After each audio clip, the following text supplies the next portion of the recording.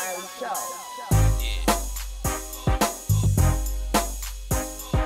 I'm your host, Dr. Anissa Riley.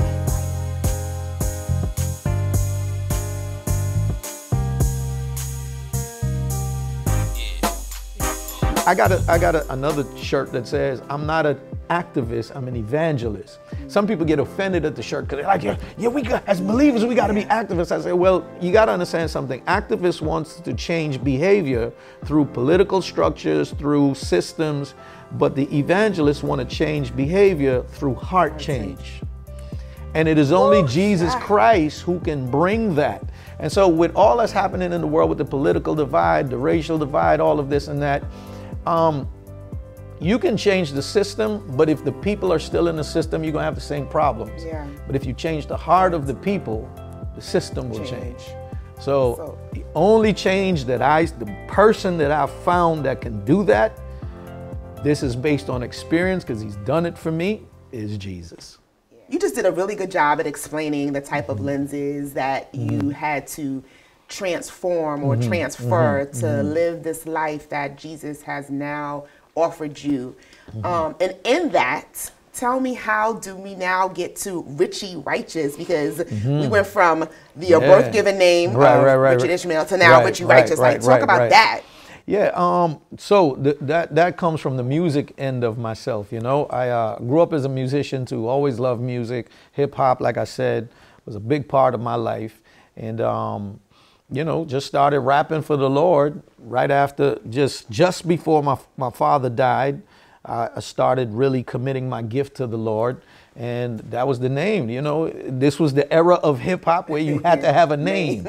Nowadays, everybody come out with their real name and they're like, yo, this is just who I am. But during that era, you had to have a name. And so I ran with that. I took part of my real name and attached it to Righteous. That part is significant to me because I think the difference with Jesus and every other religion is that every other religion demands your perfection to be accepted by God. Yeah.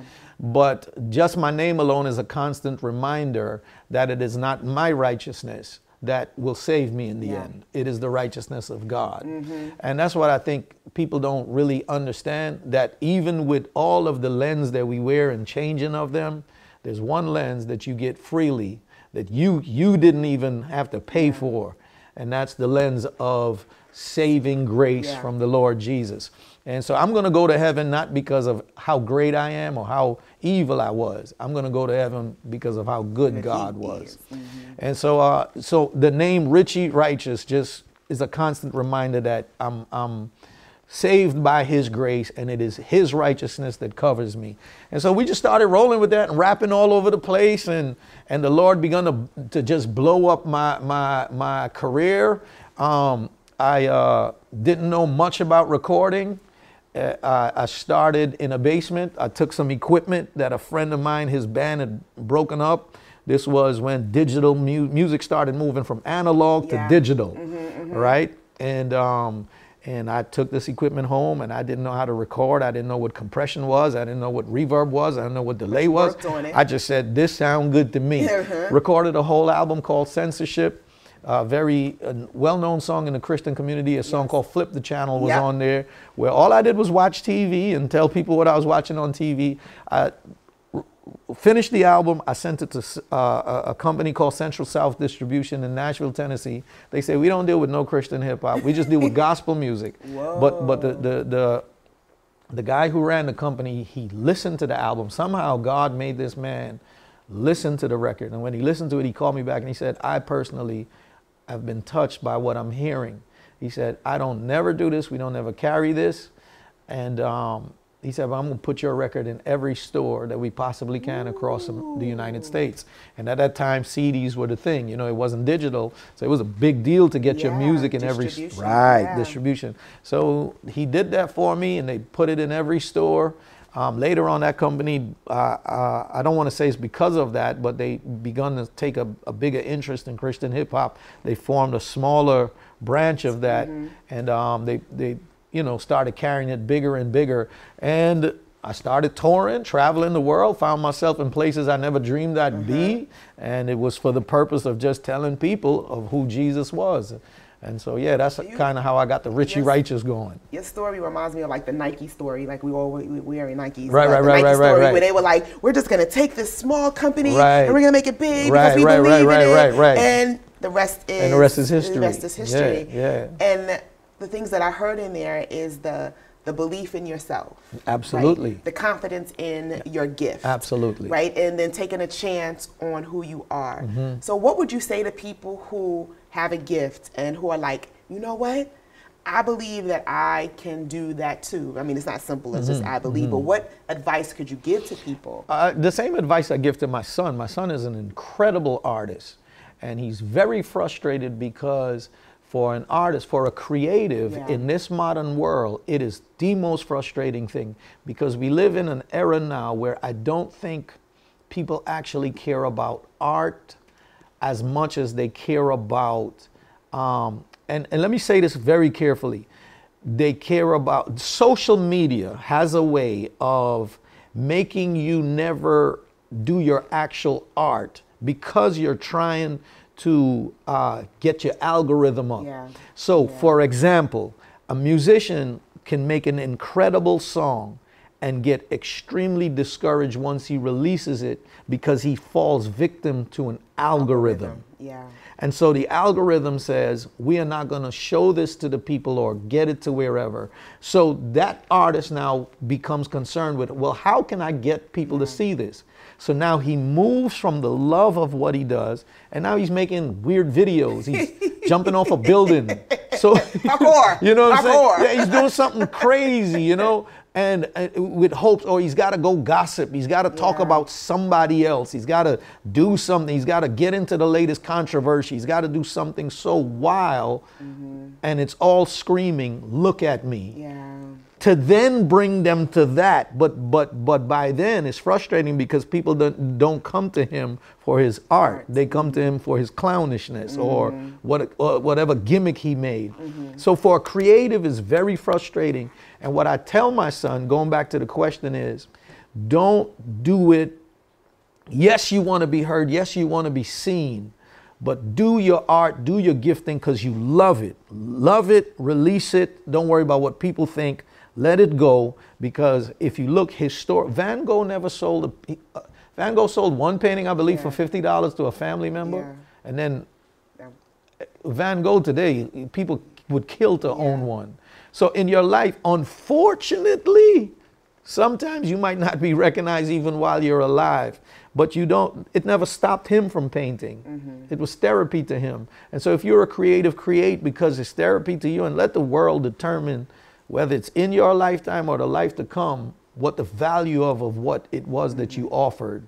And so, you know, I think that keeps the purity of it, and it'll give you the confidence, because everybody will have an opinion on your work. They'll have something to say about your work. And if you're scared to release it scared. You know, it's better to try than to never have tried at all.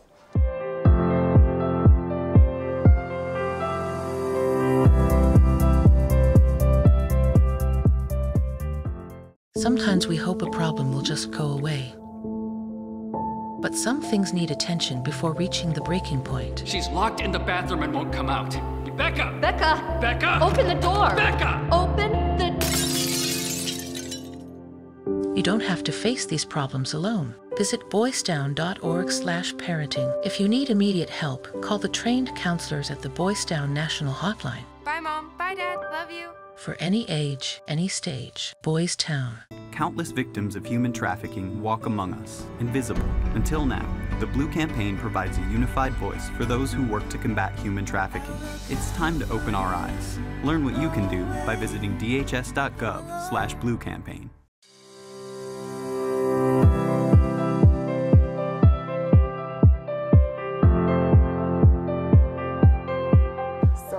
How did you know you had this gift of words and gift of manipulation of words?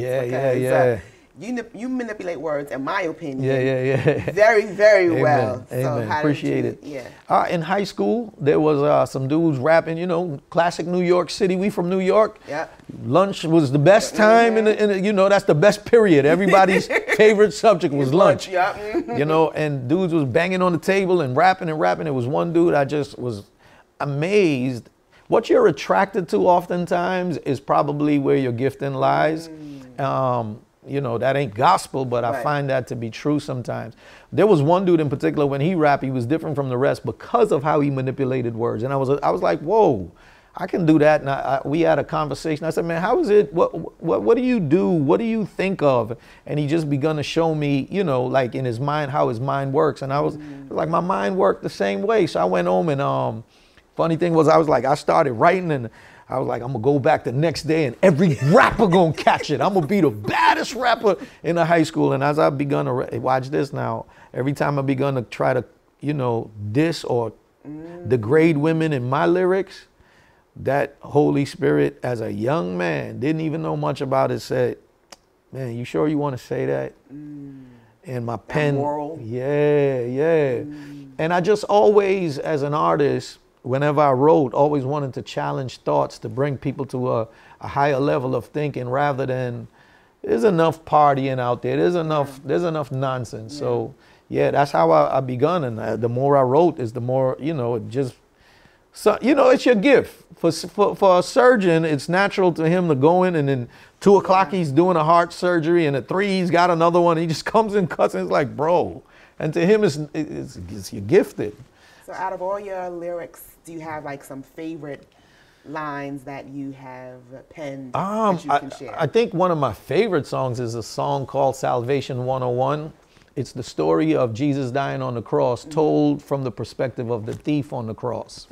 So one day I said, yo, wouldn't it be crazy? I was saying this to my wife. I said, wouldn't it be crazy if like if the thief and them were to like tell a story of how, you know, that in that moment when they were dying, what was it like to die next to Jesus? For those of you who don't know, Jesus was crucified on the cross between 2 thieves. Yes. So he's talking about one of the thieves. One of the thieves on the cross. Right, so if y'all don't know, like, what? There were thieves on the cross with him? No. He happened to be... Yes, dying. They gave Jesus the death sentence as though he was a criminal. Yes.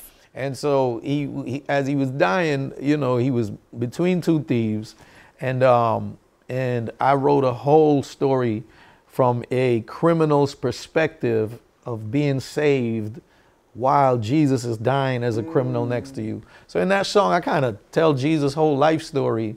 And, you know, there's tons of stuff in that song that I love. All right. For instance, give us something. Like little word plays. Like there was one part of it when I said just a simple line like at age 30, he made a name for himself. Like as simple as that line is, many people come to me, it's like, yeah, Jesus did make a name for himself. And I'm like, that's not what I meant. I didn't mean the same way like you would go out and business-wise make a name for yourself. What I'm literally saying is that Jesus, the third part of the triune God, literally made the name, and the Father said, you shall call his name Jesus.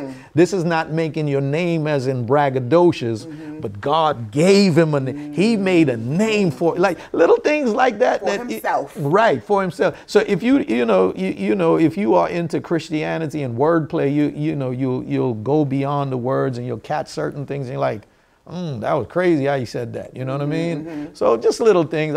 Listen, how long is the show? I could go. You won't go through the bars. We can go through the bars. Give me like 2 more. 3 more. I think for me, what other song? Just a little. I don't know. Maybe I should just rap. Wait, yeah, but one of my favorite before you do rap, because I do want you to rap. One of my favorite ones is when you goes manicures, like little things like that. Right, yeah, always like he's my lawyer, doctor, or something. I forgot what I said in the song. Lawyer, doctor, something, and then he goes. Lawyer, doctor, and he's more. He's like getting my nails done, manicures, right. So like little things like that, people like that, and just tons of stuff. All right, so give me something. Let's rap about I'm gonna do this. Wait a minute. Everybody now rap like it's a gimmick. Whole lot of noise, ain't saying nothing in it. Or maybe it's me, I just don't get it. See, if all that I did was floss on a track, no doubt I'd be awesome at that. If I switched up, I could get picked up in the name of Jesus. They say don't ever bring up. It's the same thing all of the time. Same thing in all of the rhymes. They want to see the rappers get violent before us. Sex in the verse, drugs in the chorus. Talk about all of the guns that you got, how you could buy all the cars on the lot, shoot your head out the car, Ace Ventura. Got all the ladies, them charm, Pandora. Records are selling, it's good for my pride. Why don't I really feel good inside? Cause all my people will still be in the trap, and the music I made contributed to that. I could never enjoy elevation, knowing that I poison the generation. I'ma stick with the truth. Give me the word. John 3 got the hottest 16 I ever heard. See, wait, ooh, fire! I mean, fire emojis. Pew, pew, pew, pew. Like fire emojis. You don't even have to really be in a hip hop world to appreciate that, to get that. And it just reminded me of, what Fat Joe has talked about when he was saying 90% of what he has rapped about has been false, right? Yes. And I get that. I get what he's saying. A lot of people were like, what do you mean? What do you mean? He's a creative, right? And so he was creating the music that was being popularized at the time. But like you said in your verse, it poisoned the mind Absolutely. of the generation. Absolutely. Right? So listening to this, is there responsibility, or what is the responsibility that artists like yourself and secular rap artists have? What do you think is the responsibility?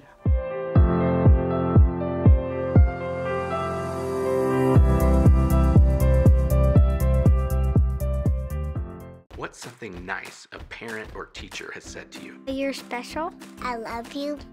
Make me smile. That's a really good job. How did that make you feel? I think that really helps my confidence. It makes me just feel good. Let's teach more love in our homes and classrooms. Visit parenting.org from Boys Town to explore our vast library of resources backed by over 100 years of experience. For any age, any stage, Boys Town. Not all people are the same. And yet, when we visit the doctor, our treatments don't look that different. Why is that? Because we just don't have enough information to do it better.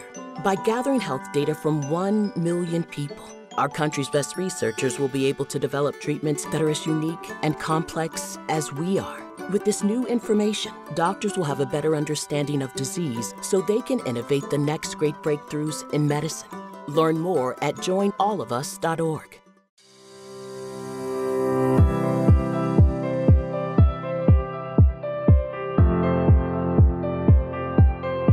I think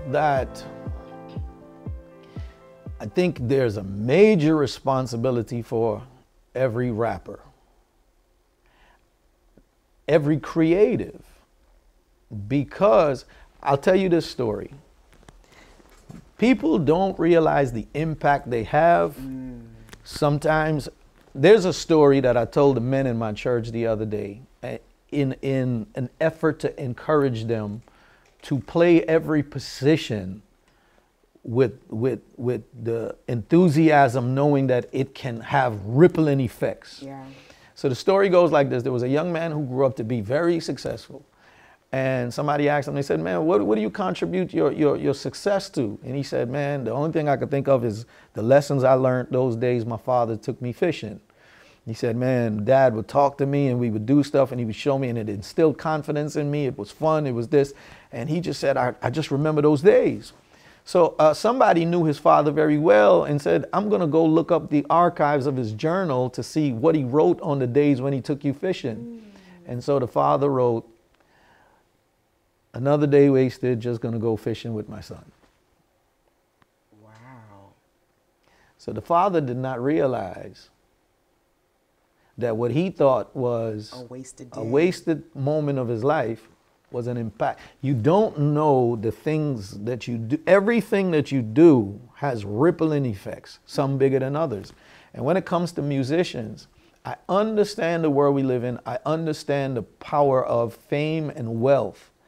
But sometimes you got to measure that at the detriment of what it can do to your society. And then if we want to go deeper now, You cannot nowadays look at urban America and blame everything that is the problem and not look at the cultural aspects of urban America. Yeah.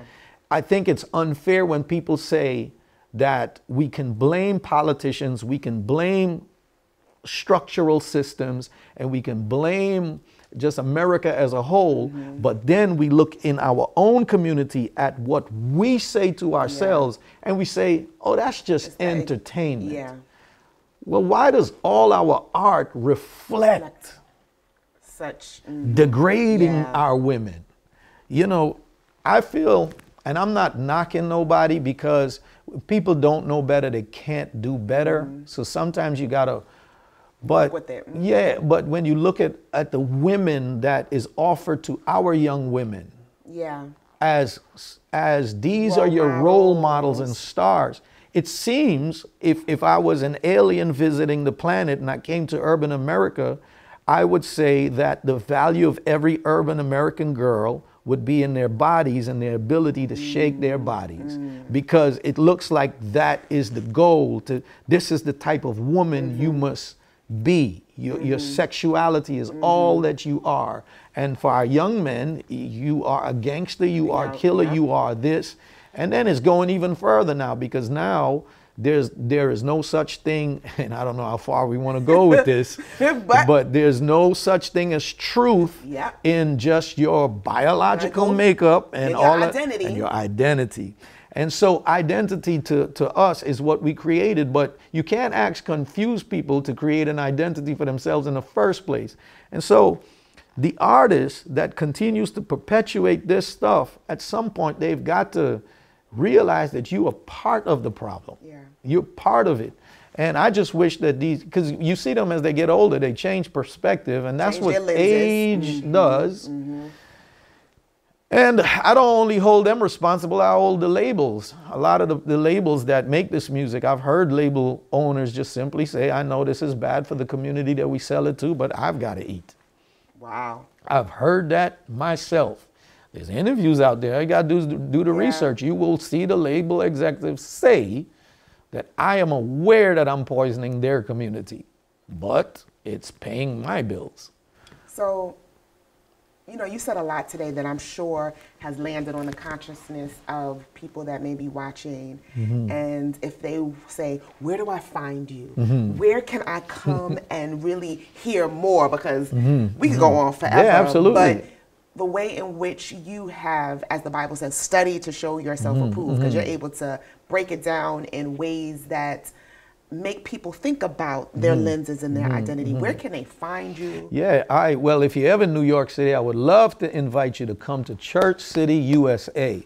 Our church, Dr. Riley, is a church that is filled with, first of all, is ethnically diverse. We've got people from all walks of life coming here, and it is socially diverse. You've got those people who are trying to make their way up the ladder of success to those that are sitting in high offices. And the one commonality between all of them is that they just want to know the truth of life. They just want to know, you know, what is the purpose of it. So people are flocking from everywhere and they're coming here. So if you're ever in New York City, come to Church City, USA, come here, come see what's going on there.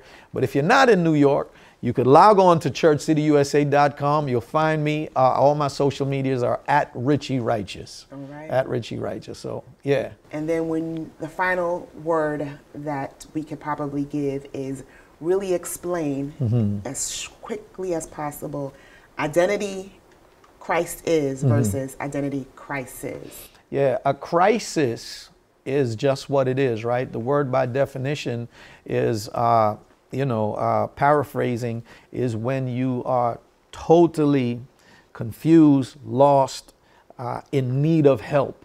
And if you're watching this today and you feel like that, there are going to be many places that you can go that will try to offer you hope. But if you've never heard it before, this is what I do. I want to offer you the same solution I found. Grab hold of the Bible, start reading, read from the book of John, find out who he is, and see what Jesus is able to do for your life. So a crisis, like I said, is a place where you don't know who you are. You're living through the lens of trauma. You're living through the lens of maybe rejection, hurt. Maybe there's somebody that's suicidal right now, and you're just thinking that, I don't even know why I exist. You were born with so much purpose, more than you think, that the God of the universe saw it fit. You were never an accident. Maybe your parents told you were an accident. Maybe to them you weren't planned, but in God's timetable, you are on time. You are loved. You are beautiful. You have tons of things that the Lord wants to show you about yourself. And when you are weak, the Bible says he will be your strength. And so that's the difference between a crisis and knowing who Christ is. You go from darkness to light in a heartbeat. And I just hope if you're feeling that way, you would take that challenge, get to know him. Well, you heard it here. Identity is about Christ is, not a crisis. Right. Pastor Richie, thank you so much for taking the time out today to share from your heart, to share from your journey. I know that whoever's watching this is going to get something, get a gem, hear about Jesus, and have an opportunity to change their lens and get a different identity. Absolutely. Well, you heard it here. This is the Ask Dr. Riley Show. I am your host, Dr. Anissa Riley. Peace out. Hey family, it's yours truly Mo of the Ask Dr. Riley Show. And there is no way that you can walk away from Pastor Richie's episode without being impacted in a major way. From lines like, I don't have an identity crisis because Christ is. And how about the illustration of seeing yourself through the different lenses of life experiences? My gosh, so many jewels and so many gems were dropped.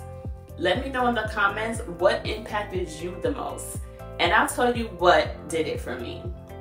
There are many of us who have or who currently look at life through the lens of trauma, heartbreak, or rejection. Life events can often change our lens and how we show up in the world and how we see ourselves. But do you know which lens never changes? That's the lens of Christ is. He always sees us as righteous. He always sees us as good. And he always sees us as his. This is where our identity remains in the eyes of God, no matter what we've done or what we've gone through.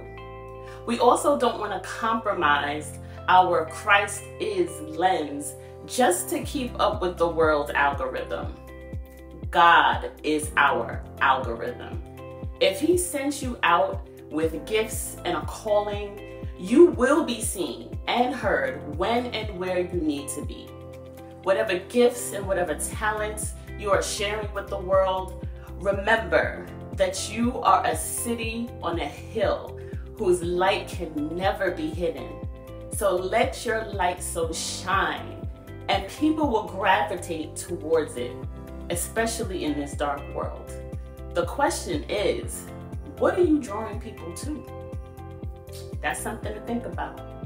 In the meantime, I'm yours truly, Mo. Be sure to tune in next week for a brand new episode of the Ask Dr. Riley Show. You don't want to miss our next guest. As always, be sure to subscribe, like, and share. Till next time, people. Bye. I feel like you only really go through an identity crisis when you don't know who you are. That's because you spent so much time consumed with everybody else that you haven't even figured yourself out. And identity crisis, they can deter your life and make you have decisions and do things that can actually ruin your life or make an even bigger trauma than what was already there. So I would just say figure out who you are alone and use that time so that you have that benefit of knowing who you are in a world that is lost.